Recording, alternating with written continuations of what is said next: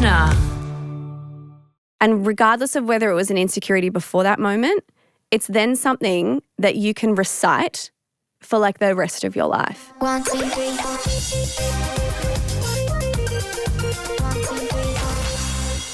Hello. Hi. Good morning, everyone. How are you, Steffi? I'm good. I'm in a bittersweet mood today. Oh, tell me. It's Billy's first birthday. Yeah. So, How does it feel? Because for people that... yeah. Okay, I will confess. Before I was a parent, Yeah. when someone would say to me that they felt bittersweet about their child turning 1, I would not comprehend. I would be like, oh, okay. Yeah. I wouldn't get it. Yeah. Tell us, what does it mean? I mean, like, it's just crazy how fast the first year goes, number one. But I think this one is extra bittersweet because I know I've said it a bazillion times on this pod, so sorry for the regular listeners, but she's also our last child. So it's also like saying goodbye to baby years, which is crazy. But Tell I'm me the very- emotions. Wait, don't rush this. Tell me Okay. the emotions. No, I think so. I'm sad because I love baby phase and I'm sad for how fast it's going. However, the highs of it, since she's started like stepping around and is getting a little bit more stable and strong and interactive, watching her interact with Harvey and play with Harvey is so sweet. And so I think like the more she like eases into toddlerhood and, you know, gets more playful and stuff like that, I feel like their bond is only going to get stronger, which is going to be really beautiful to watch. So that's what's really exciting me about it. And just seeing her little personality shine through more and more as she gets older is also really exciting. So yeah, bittersweet because baby years are behind us and the first year flew, but very, happy and excited. And it's been an incredible year with her. And you're going to have I feel like you'll have a lot of babies around you for a long time. Yeah, I hope so. Lucky I want to have 8 kids. I'm joking, guys. I don't want to have 8 kids. You never know. No, I think I know not 8. I think that's... I think I know that was just like adrenaline from birth speaking. Oh, I can't. I really, I empathize with you. It is just so wild how you can feel like grieve something while loving looking into the future at the same For sure. time. Yeah. Wild. Yeah. Well, happy birthday, Angel Billy. Yeah, thanks. Thank you Happy for birthday. sharing that with us. I'm sure anyone listening that their baby has just turned. Oh, actually, do you know what? Does it ever stop? No, probably not. I think every birthday feels like this. Yeah. And it will feel like this again because she's our last. It's like, it's the last second birthday. It's the last third. I don't know. Anyway, I got to get over it. You don't have to get over it. It's okay. And then they'll move out. Yeah, I know. That's so messed up. My never. mum said to me this morning, she's like, I read something somewhere that was like, you only get 1 summer with your baby, like stop. 3 summers I with keep your getting toddler. targeted with those And then like reels. 15 summers or something like that with your kid, like, or, you know, until they start getting old enough to be like, oh, actually I'm going holidays with my friends or like I'm, you know, thinking about moving out or whatever. And I was like, that's messed up. That's messed up. I keep getting targeted with these reels where they film the baby's foot and it says something like, this is the only summer I'll get where you can't walk on your feet with little baby feet. Yeah. I was like, wow. Yeah. We really can get deep. Yeah, we do. In terms of the really the simple last things. things. Yeah, we do. Yeah. I don't know if we need to deep all do, of them no. because otherwise I'll just feel sad all the time. Exactly. Anyway, now speaking of babies. Yeah. And also everyone listening that doesn't have kids, don't worry. This is, I mean, not that we should worry anyway, but this is about me, Yeah. not Atlas, but I need to link in with Atlas to begin with. Okay. So Atlas is eating, so he started solids. Yeah. And he really has a great diet. Yeah. Atlas's diet is like liver. Yeah, it comes at no surprise. Like I I remember don't when cook you it. Yeah. no, but even when you both first had Bill and Ben, it was like turmeric rice, fresh chicken, like you know. We used to cook our dogs. Yeah. Chia seeds, turmeric, rice. You prepped their food more than I prepped Harvey's food. I was like, okay. Anyway, now they have dry dog food. Yeah. And Atlas. So Atlas is getting the really 5-star treatment Yeah, of from course he is. Dalton. Yeah. I'm not very good at cooking. I just wouldn't know what to do with livers. I mean, yeah. I'm sure if I Googled it, but I probably would. It's great. Anyway, so he's having all these like livers and things. Yeah. Now, Dalton wanted to make him some bone broth. Mm-hmm. And he wanted to make it extra jelly-like because that's good for them because it has a lot of collagen. Also good for me, except I hate the taste. Fun fact, I learned this the other day. I never knew this. Our bodies stop producing collagen at 25. Yeah. We did learn this the other day. I didn't know. Yeah. So I'm looking at Atlas's bowl of stuff and I'm like, maybe I should have a few spoonfuls. But it tastes gross and I don't care enough to eat it. Anyway, maybe one day. Anyway, but to make it super jelly-like, the best thing to do is you boil like the carcass of the chicken and you boil chicken feet. Yep. Yes. So I came home. I was actually walking with a friend and we came home and he goes, oh, my God, it smells like really strong like chicken. I was like, oh, goodness me, walk in. Dalton's like boiling all the chicken parts, which for Atlas, amazing. And when you open the fridge now, it's like it looks like jelly. Like it looks like airplane jelly, but it's, bone jelly. Yeah. Anyway, but Dalton asked me to separate the pieces of chicken from like the stuff in the pot. I was dry reaching. Chicken feet is something that I wasn't separating from the chicken feet. There was other things in there. I was just putting them in the bag to go in the bin. I can't. Like I was dying. Anyway, Dalton could see that I was dying. I don't like meat very much. I just remember the day that you asked him to peel a boiled egg though. True. Okay. Is it the same? Well, for him. Let me tell you what he did. What did he do? So as I am peeling this chicken, he comes up behind me with a chicken foot. And let me tell you, wherever he got them from, the toenails were like, I swear to God, they were the same length as my fingernails. What do you mean? Of course, it's a bird. Well, I didn't realise they were that big. Bird nails are like these tiny little. What? I did. They like land on branches so and they're stuff. not as like wide as my nails, but they are as long. I haven't looked at chicken feet for a lot in my life, Anyway, they're not as wide, but they're as long as my nails. Yeah. Yes. Yeah, chicken feet are probably one of the ugliest looking things. I agree. They're not cute. No.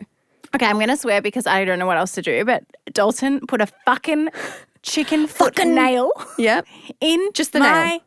Like the whole toe and nail in my ear. Yuck. I died. So do you know what I did straight back to him? Do you know what Dalton hates? What? He hates the sink cloth. Hates the sink Fair cloth. enough. Thinks They're it's full of disgusting. germs. Yeah, they are. Mine is less germy though because I don't leave mine in the sink. Steffi leaves her sink cloth in the sink with We the have crumbs. gotten better at this, let me say. Great. And can I just throw my husband under the bus because he used to give me so much shit for this.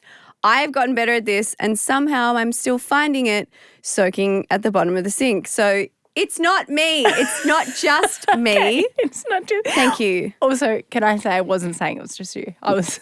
No, but I'm also really lazy. I'll just use it a few times and then I throw it in the laundry and get another one. Like I've gotten to the point where like, sure, wringing it out and everything is really good, but I honestly feel like on day 2 it already stinks. Yeah, you have to get rid of it. Scorching hot water and soap a couple of times a day.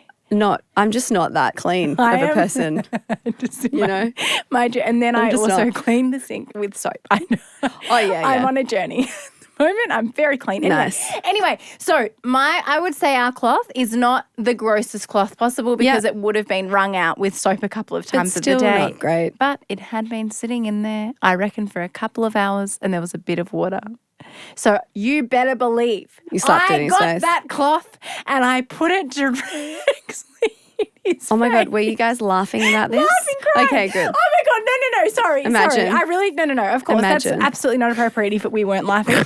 But I just had a fingernail in my ear, so I was like, that's it. The cloth is going on your face. Oh, yeah. As a part of our fun thing that we were doing there, yes. And we did have a big laugh. But then I went to put my head on the pillow and I was like, oh my God, I just smelled chicken meat and it was because some of the skin had got caught around my No. Yes. Yuck. Did you like put your hair behind your ear or something while you were doing crusty and thick and it was everyone, and God, can I just say sorry for your Monday morning? People are like, I did not sign up for this journey. I'm sorry I took you on it. But guys, I had to live through it. So I'm sharing it with you. And yes, then I had to go and wash my ear and the hair around my ear because there was a tiny bit of like the chicken foot, the skin. And it really smelled. Haven't washed my pillow though, Case. And definitely would still be some chicken stuff on there. But, we can't win them all. But that was funny. And now Atlas like really enjoys this. So, but every time he eats it, I'm like, you should know what I had to go through for you to get this. This 1 teaspoon of bone stuff that you were eating. Yep. Anyway, so that was quite the experience. I'm still gagging.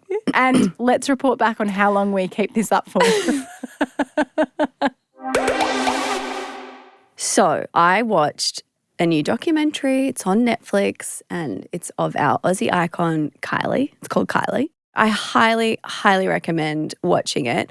I have grown up like listening to Kylie, knowing of Kylie. I went to Johnny Young Talent School, so I felt like, you know, as a young girl, I really like aspired to be someone like Kylie. Did she also go to that talent school? So Danny Minogue was on Johnny Young Talent Time, which was like, it was kind of like Australia's Disney, not Disney, what's it called? The oh my God, I should know this. The club, not the clubhouse, but basically like where Justin Timberlake, Britney Spears, like all of them as like young actors and singers and whatever kind of became famous from this like TV show overseas. Australia was like Young Talent Time was kind of, you know Hairspray, the show Hairspray, how there's like singers on a stage? That was kind of the vibe of Johnny Young Talent Time on TV.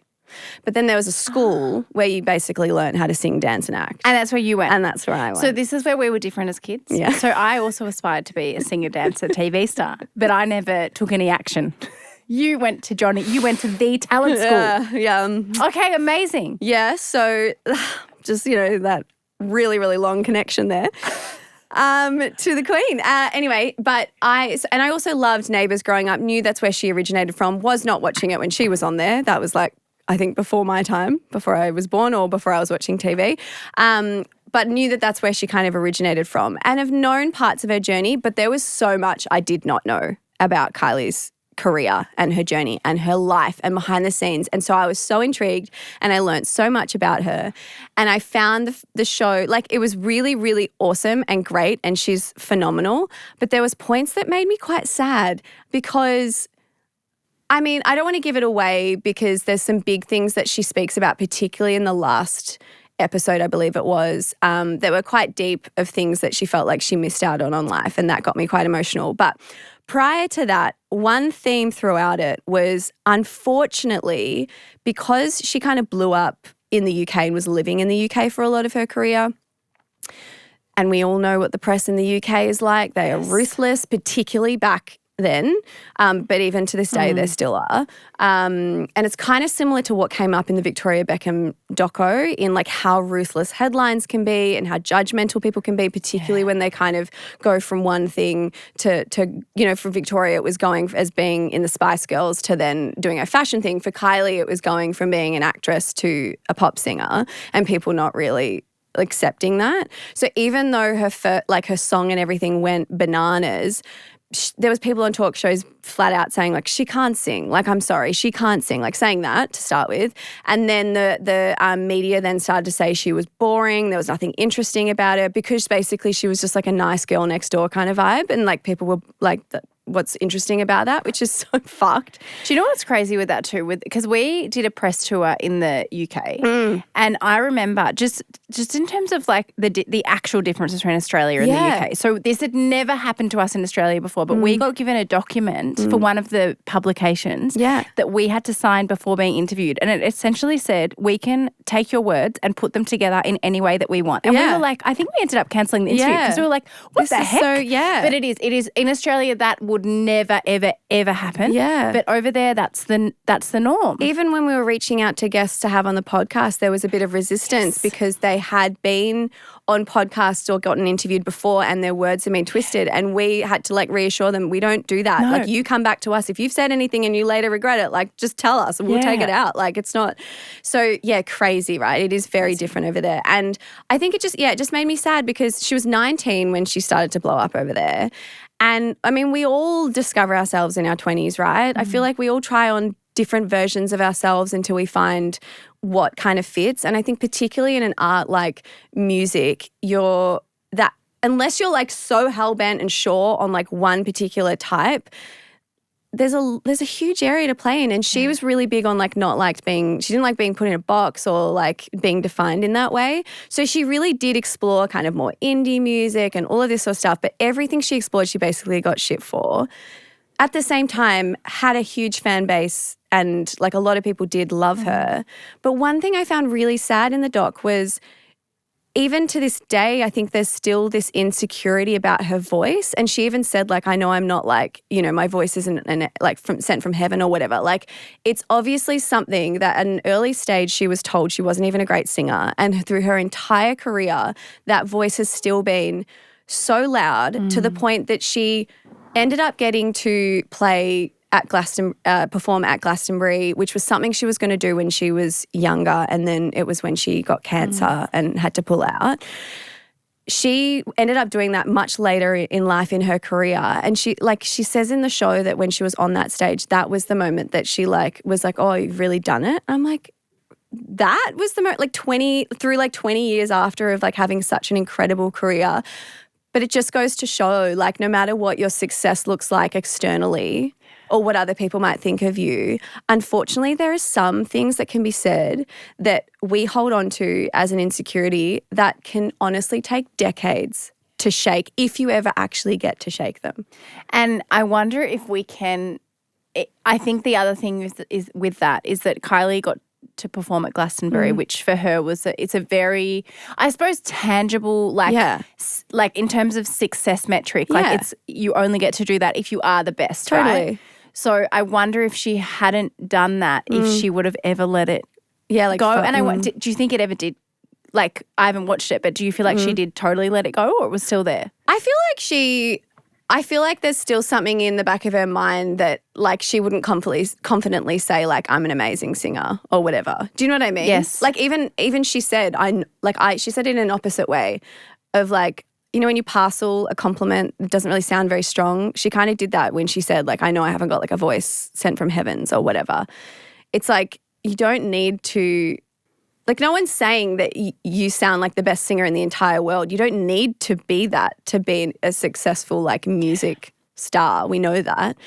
But it's obviously something that's just really still sits with her. And it just made me think, like, unfortunately, things that can start as, like, sometimes they're not even insecurities, you know, and then someone says something to you, and maybe it's a time in your life where you're very vulnerable, or maybe it's because you're really young, but for whatever reason, it really sticks with you. And regardless of whether it was an insecurity before that moment, it's then something that you can recite for, like, the rest of your life.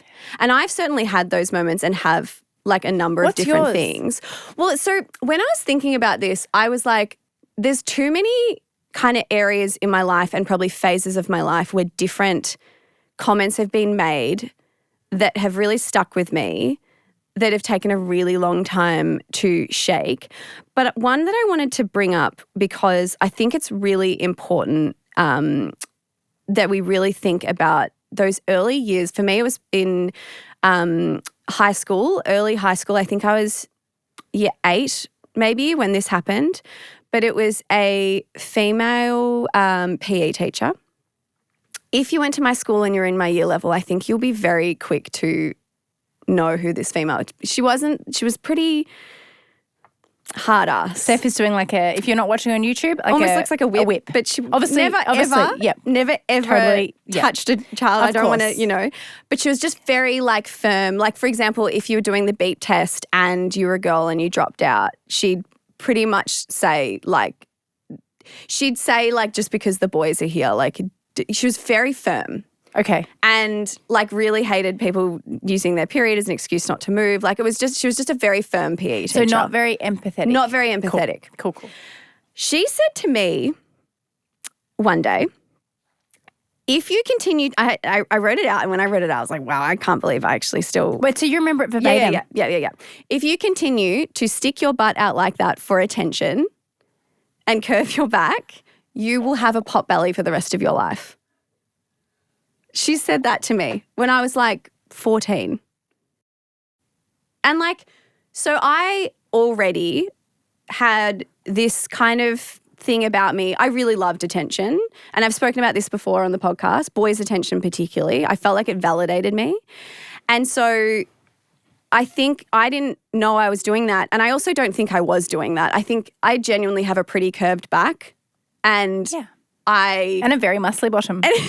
And for all of the internet, no, Steph doesn't have a baby L. That is natural muscle. And certainly not now.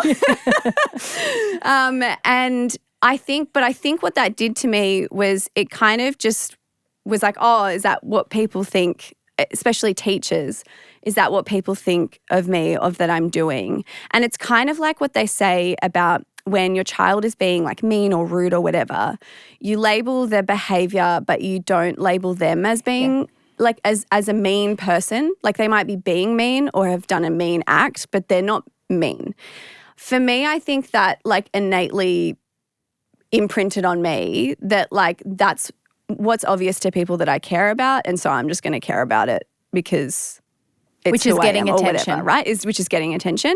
And also for me, it planted an insecurity in my stomach, which like is the leanest part of my entire body and always has been genetically, no matter what I've done.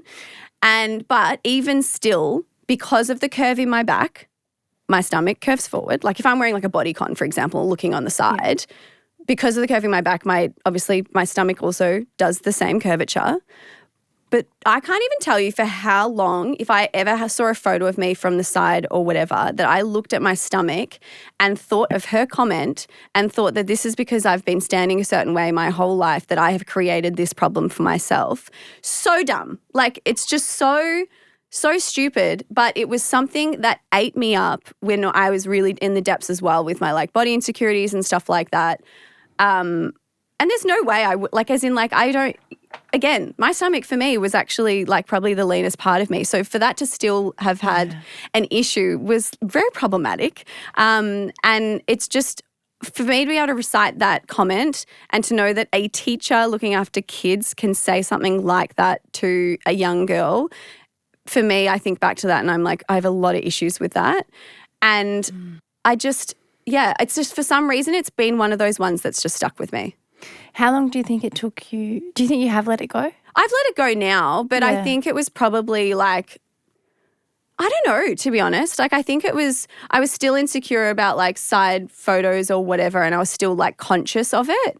And as we all have spoken about so many times, like girls innately, like we're brought up to suck in and to, you know, brace our bellies or whatever. So I think for a long time I was conscious of it.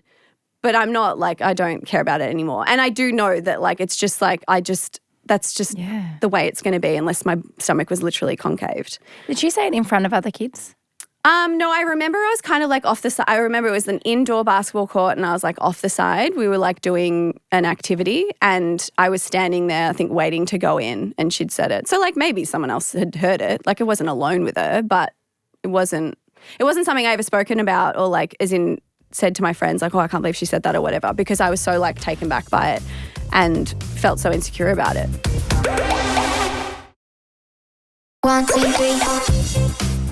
And then the other one from like that era of my life that really stuck with me and really made a difference, I think, to my confidence, particularly as a businesswoman and taking myself seriously and all of that sort of stuff, because I think it's where my internal dialogue of not being very smart or intelligent, honestly, probably started, was I remember talking to a friend through VCE and she was really nervous about the exams.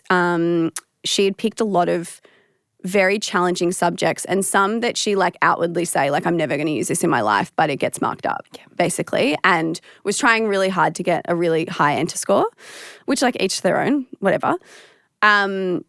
But when I mentioned something about being nervous or whatever, she said to me, yeah, but you've picked all of the easy subjects, so you've got nothing to worry about.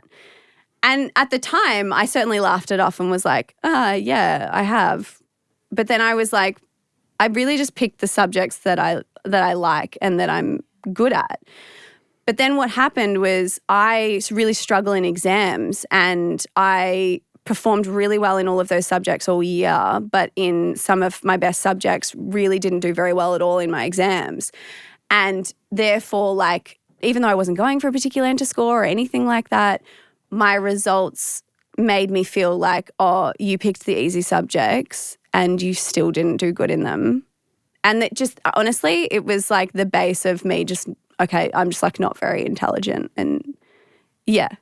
So it's just, I feel like those years particularly really, and I think now as a parent, really worries me at how a simple, sometimes not even meaning to be insulting, can really start an insecurity in someone.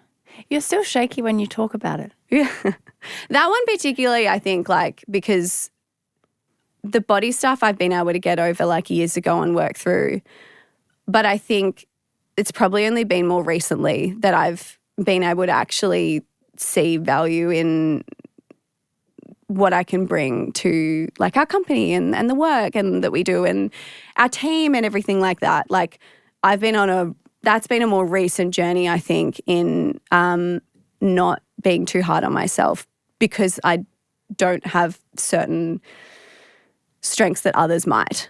And I think from that, the school system suits a very like in terms of the ATAR and the grading, it suits a very specific academic type, a very specific type of learner, right? I agree. And if you don't learn in that way, our school system really doesn't serve you well. And I think what's really difficult is that no matter how you learn, you still get a score that really, like we are told, defines who we are, our like worthiness. And I think that's really, I feel like from conversations of some parents I've spoken to, I feel like it is changing a little bit in how we think about that. But I think it is, and especially where we went through school was like a really big thing. For anyone who is listening, Steffi, and thinking that they're really struggling with their confidence right now and don't feel good enough, which I feel like we all feel through so many stages of our lives, what has been the biggest thing for you that has helped you get to like the place you are in now? Because I think when we're in that place where we feel like our opinion is worthless, what's the point of giving it? We're not good enough. This person is more whatever, is more like, when I say in quotation marks academic, like we're all, it really depends in what environment you are, right? For sure.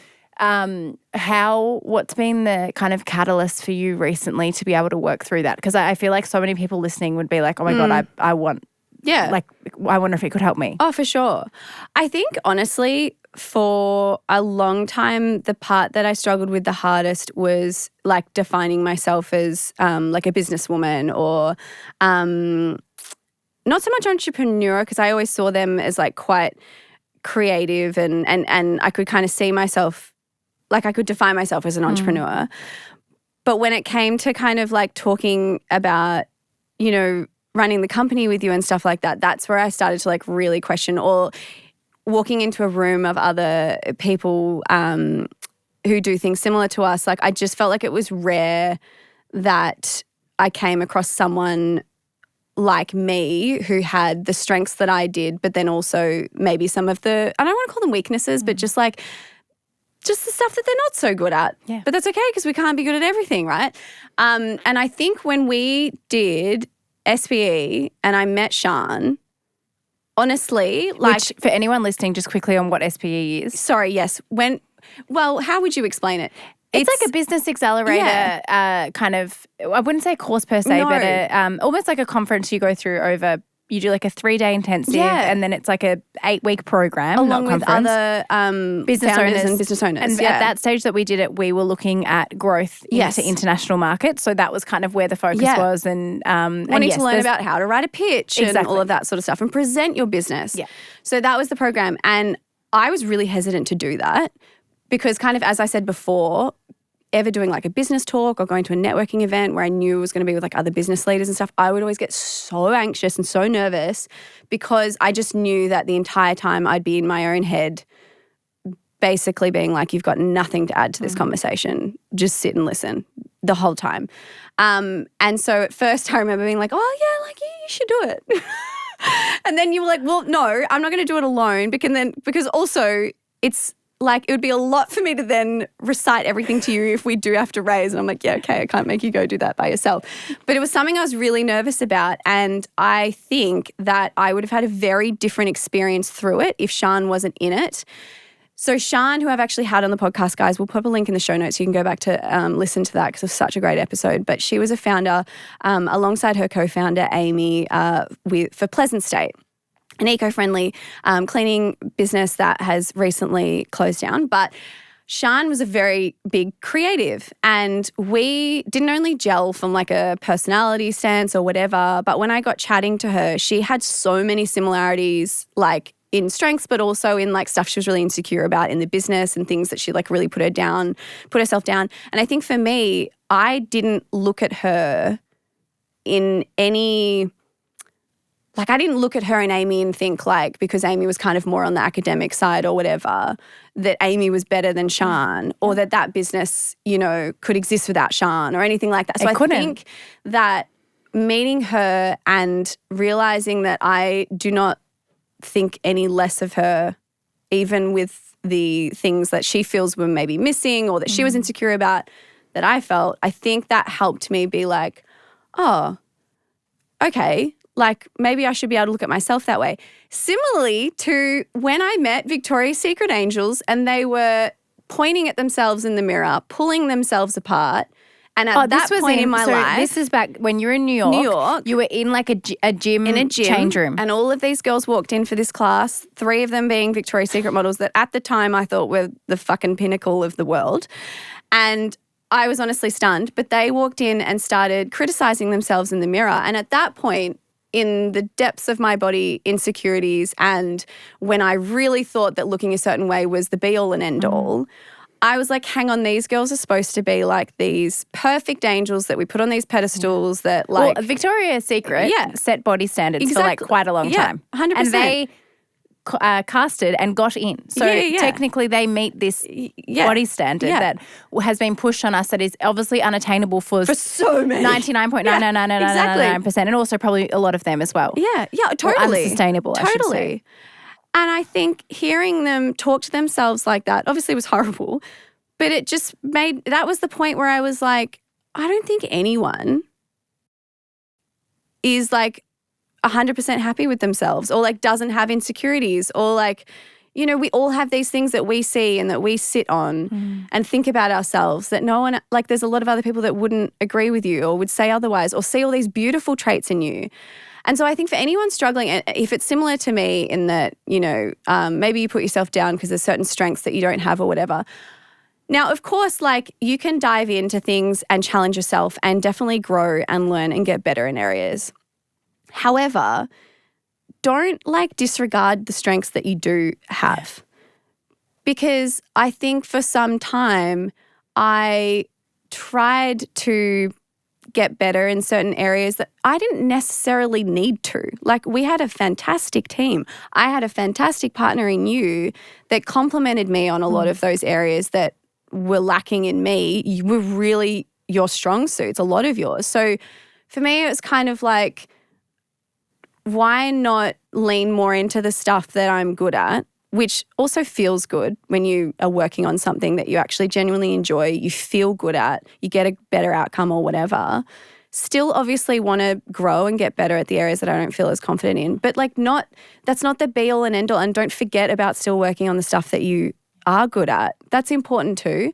So yeah, I don't know. I think try and network and find other people or learn about other people that are in a position that maybe you either aspire to or think they're doing a great job and maybe have similar strengths to you, and just really try and see yourself in that. And what we've said so many times on this podcast before is speak to yourself as you would a friend. Like if you'd come to me and started talking to me about all of your weaknesses or whatever, I wouldn't necessarily dismiss them, but I would be very quick to tell you everything that you're good at and like just focus on that, babe, because you're doing a good job, right? So I needed to just change that narrative, and that's kind of what I worked on and worked through and helped me redefine, I think, that. I think that the focusing on, so if I'm listening to you and the 2 things I pulled out that I'm like, yes, this is so important, and for myself a reminder as well, focusing on your strengths, because yes, we default to trying to fix our weaknesses, totally. But that then means we're not working on our strengths. And when we're doing something that we're good at. Oh, it's so motivating. Exactly right. Yeah. And what something has really helped me within that recently is Dalton and I have started out before we go to bed every night. We say one thing that went really well that day, and it's been this really nice reinforcement of. And also, like, we've spoken about this a lot, trying to work out what your strengths are is actually also really hard. So this has actually been really helpful for that. And the other thing in listening to you is I think especially that Victoria's Secret example, and obviously, like, we talk so much on the podcast that the way that our body looks is not, it's absolutely not at all defining our worth. But I think that example is very tangible in that these women had like as we spoke about, Victoria's Secret defines beauty standards. And for them and also the industry at the time, that was the utmost important thing. That's right. Exactly right. That's exactly like, right. That was what got the jobs or whatever. Even now, like, yeah. They don't cast Victoria's Secret based on people's personality. Like that's the modelling industry, right? So in terms of body image, like in quotation marks, perfection, they had qualified. Like they did the test, like the casting, they got in, right? And even though they got through that process, they still did not feel good enough. Yeah. Which is the perfect example of if we continue to wait for other people and external validation to make us feel like we're good enough, we will never get there. Like it is literally impossible. And I think so often, like I do this heaps, like trying to seek out I don't know, awards or whatever it might be in order to like tick something off to feel good enough because you don't feel good enough inside, and nothing external is going to do that for you. So I think it's a really good example of that and something that, it's just, and it also comes back to like with our work, and I kind of linking it back to Kylie, like obviously her singing was a very big part of, it's her career, a very big part of her.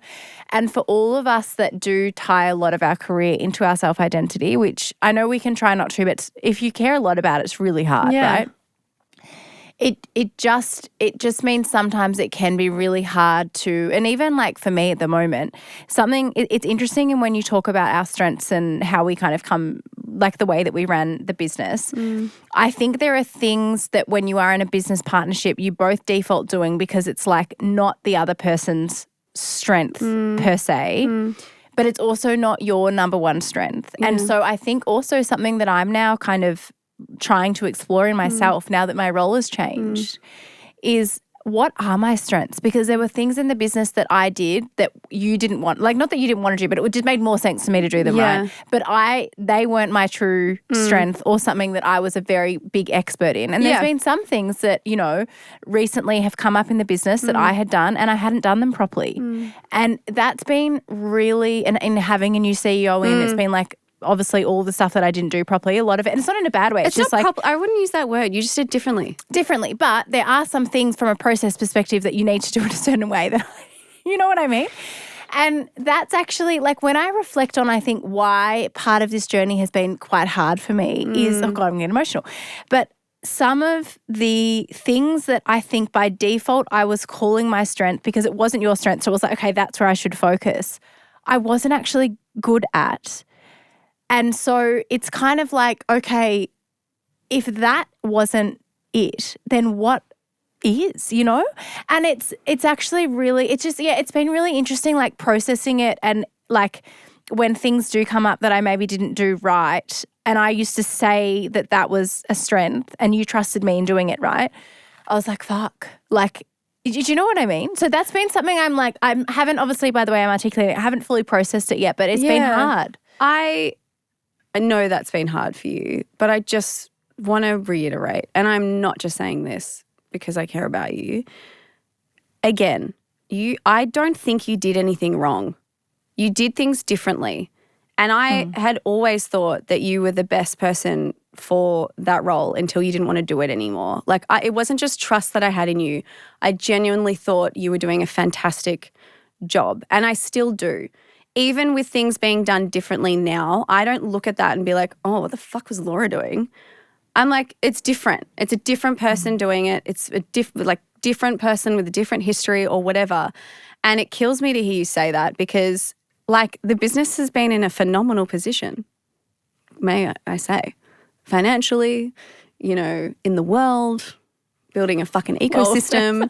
And you were running that for like a really long time. If you were doing so much wrong, that wouldn't have been we wouldn't be where we are. it's just that wouldn't exist. That couldn't be possible. So it kills me to hear you put yourself down that way. And the other thing that I want to say is something that you've always, with the whole strengths and weaknesses thing, because we absolutely have things that overlap. Yes. You've always said that you're not the creative one. And I'm like, what the fuck? What do you mean you're not the creative one? Well, definitely incredibly low attention to detail. Does it? Like that's one part of being a design, creative. Guys, zero. Don't let me design shit. I will literally. No, but that is like one tiny part of being a creative. Like your creative thinking, your way of connecting with community. There's so much in being a creative, which you absolutely are. I mean, you're a fucking content creator. Like you wouldn't have a following if you were if you were not creative. Like what?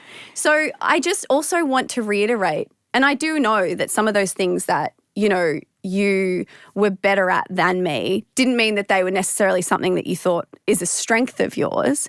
But something that I did notice over that process, and also now that I want to reiterate to you, knowing like that our role has changed to, I suppose, be a little bit more creative and in that way, is to reassure you that you are absolutely a creative. You need to know that. So if there isn't as much of the other stuff that's in your role now that you did feel like you were pretty good at and kind of validated you, I need you to know that you're also creative. Guys, this is not meant to be a pump up session for me. I just really want you to know that because, I think, I mean, we've touched on your transition before and I'm sure there's going to be many more times because it's going to be a big one. But I just want you to know that in going into this role of the way that you've defined us in the past, I've never once not thought of you as creative. So I just don't want you to think that whilst we've complimented each other, that you now have something to envy of me because you don't. Well, you shouldn't. Thanks, Steffi. That means a lot. And I think it just comes to show, like, again, we need to speak to ourselves like our best friend would speak to us. So please, tonight, visualize Steffi's on the couch with you. Whatever the thing you're working through, visualize how she responds to you and how your best friend would talk to you or your actual best friend. Because Steph can only have so many, obviously. It's just only so many best friends one can have. I'm full. God. Anyway, but it's just something that, again, I just hope for anyone listening, no way did I want this to be like a self-fulfilling segment. It's more, I just think I know a lot of people will look at us and think that we are 100% at confidence where, all these things we've had them worked out. Honestly, no one has everything worked out. Like nobody has everything worked out. Like we spoke about the other week, Michelle Obama. She doesn't even have everything worked out. No. And I feel like if Michelle Obama is still working through shit, we've got to, right? We can't expect that we're not going to. But it is just so easy to put, and this is why also putting labels on ourselves is not always 100% helpful. And that's what I'm kind of trying to grapple with at the moment. And again, like for me, having final reflection on this is having the CEO title, I think enabled me to hide a lot of my insecurities underneath that because I had the title. So that kind of was self-fulfilling in a lot of ways for me. In that, okay, well, even if I don't think I'm good enough, I have this title. So the title is validating me. And now I've been stripped of the title. It's not validating me. And I'm left with all of these cuts that the title was like these for lack of, my God, my analogies suck, but I'm thinking of a lot of Band-Aids, right, over my soul that the title held down. But these Band-Aids are old because I haven't done the work for a while. And we're always doing work, right? I have done work, but there's just other things that I just suppress, right? And now that I don't have that title, it's like a lot of them are coming up and that's just, it is a journey. We just need to continue to work on myself and on ourselves. And while I have so much more confidence than I used to, like we're not done. No. I feel like though I want to now ask you. Because that was the point. How I just tried to wrap that segment. Yeah. Avoid. But no, we're not going to do that because I would love to know if, in knowing that this segment was coming, if anything came to your mind of things that might have been said to you or that has happened that has really kind of locked in an insecurity for you that you've worked through. So I think What it's in we'll the journal. do- I got the journal out. I actually, Okay, I great. did. You came prepared? but wasn't prepared. I was prepared to do the work, but I wasn't prepared to read it. But I will read it next week. And I got to usually I always write my podcast notes in my phone, but this felt like a journal entry. Love that. Love that. Which I will come and read to you next week. Next week we'll hear from you on this. Great. Good. What is it time for? Special share. Now. Oh, okay, yes. Yeah, now. Yes. Before I share, I would just like to shout out a listener who DM'd us because a few weeks ago, probably more like a month ago now, my special share was a episode with Emmy Greed. Emmy Greed. Sounds like your besties. I kind of love it. Emmy Greedy. Yeah. Just her.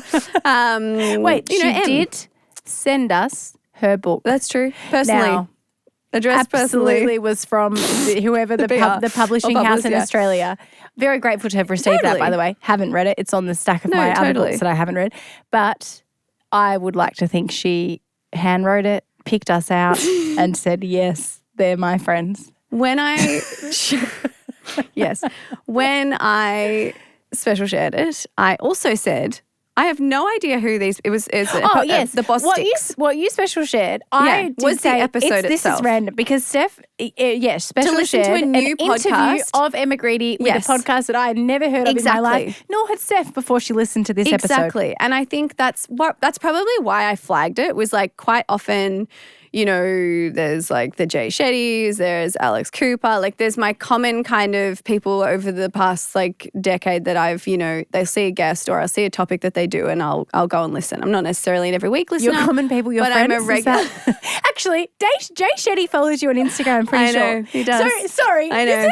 This is to be Yeah, your life. It's like, well, he kind of is my friend. Yeah. He follows me on Instagram. Let's call him that. So usually you'll listen to one of your friends, Jay Shetty, call her daddy, perfect.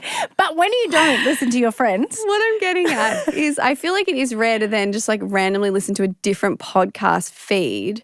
But it was because a social clip popped up in my feed and I saw M. And I really liked what she was talking about. And so it just happened. And she was on a full tour. So there was definitely other podcasts I could have listened to, but it just was the one that got me and it was the one that I listened to. But that's why I prefaced when I special shared it, look, I don't know who these hosts are. They might be totally problematic. And anyway, a listener came back and said that they actually have said things that don't align with us. So I just want to say thank you. Yes. Really appreciate you guys looking out for us and educating me on that. And that is all on that. The listeners have our back. They do. Thank you. My special share today is The Devil Wears Prada 2. Now, I know I'm late. I am so upset I haven't seen it. I know I'm late to the party on this one. We have been trying to see this like since it's come out. It's basically. been out for a while. Yeah. And what I want to say is if the reviews, because when they first came out, they were not great. I don't know if you saw many of the reviews. Oh, I saw a lot of people The saying internet did not like the it. similar theme of if something's good, don't change it, blah, blah. That was kind of I haven't watched a lot because I don't want to ruin my experience. No, I know. Good. Yes. So what I would say is there is, like they said things like, it didn't, basically that it was filmed shit, that it, that there was no storyline, like all these things. I loved it. I thoroughly enjoyed it. I thoroughly enjoyed how many connections to the first movie that there was throughout it. I feel like for our generation that loved that first movie, I don't see how you would hate this movie. I really don't. I struggle to see how you would hate it. There is one thing that I will give away is one review that I do totally agree with, and I'm really sorry for anyone that this insults. I do not think she needed a boyfriend in this storyline. I have seen a lot of videos. Yeah. That's one thing I have seen. Again, I haven't watched them, but the first 5 seconds, hard to stop it playing. Yeah. Because the automatic playing, people don't like her boyfriend. Yeah, and it's not that I don't like him, like whatever. It's more, it just wasn't needed. Okay. It didn't add anything to the storyline. And I'm not saying it in a way, because like a lot of people were like going hard on like, why should like a driven, successful, like why does it always the narrative have to be that they rely on a man? And like I get that and I agree with that. But then I also think like some people just love being in relationships and love being having a romantic partner. So like she can want that and have that. Like that's fine. It was more that it just didn't add anything to the storyline. So he was a bit of a wet blanket. It was just a bit kind of like, not needed. That's all. So that was the only kind of negative review that after watching it, I was like, yeah, actually I agree with that. Okay. Other than that, fantastic. Oh, I'm excited to see it. I can't believe I still haven't. Like, I am a fan. Yeah. How have I not? You will love it. Well, because I have a baby and I was like, I'll still go to the movies. Just once he goes down at night one day, go to like a 7 o'clock session or like something. by myself, Yeah. obviously. Yeah. Love. We can't leave him. No. Okay. My special share, have you seen the viral post that has gone around recently by a content creator called Louis Burke? He posts, I just started following him. It seems he posts like home Aesthetics? hacks. Oh, okay. And things. And yeah, he's quite like he's got like a personality you can see in his videos. Anyway, a video went viral this week about how to make a bed. Oh, I did not see this. And like the way that you should be making it. And you know when you see people that make their bed really well and you're like, that looks really good. And then I try, I'm like, what am I doing to not like achieve this? Okay, so he recommends to pull the doona back and fold it over like about a quarter way down the bed. And then you put the pillows behind that, like directly on the sheet. It helps your mattress breathe, which actually is quite important. But it also looks like quite good. Interesting. Yeah, and I will send this to you. Yeah, please do. We'll put the link in the show notes if anyone wants to. Like, I'm actually due to change the sheet, so I'm going to the bed stuff. Make it this way. He's quite sassy. Like he does like judge, like in a funny way, like judges if you don't do it the way he does it. I mean, some content creators, that's their thing. Like they have to be like Very strong opinionated in that for people to be like, yeah, okay, I'm sold. He has rules. Like you can't. It's quite funny. Anyway, I'll put it in the show notes. Cool. But if you are looking for a way to zhuzh your bed without buying new sheets, like it's what you do with the sheets that you have. Exactly. Yeah. Recommend. Cool. Yes, I'll send that to you. I think I have seen him pop up before. Yeah, he grew. I saw him post. He grew over 100,000 followers from this one bed video. That's insane. People like really thought it was valuable, obviously. Yeah. Anyway, so totally. that is my special share of the week. We love. Well, thanks for listening or watching, guys. We are going to be back in your ears tomorrow with a new KICBump episode. Woo! This is with Chris Burns, which, Laws, you weren't present for this conversation. This was me. But it was all about step parenting. She's a step parent herself, but she is a step parent coach.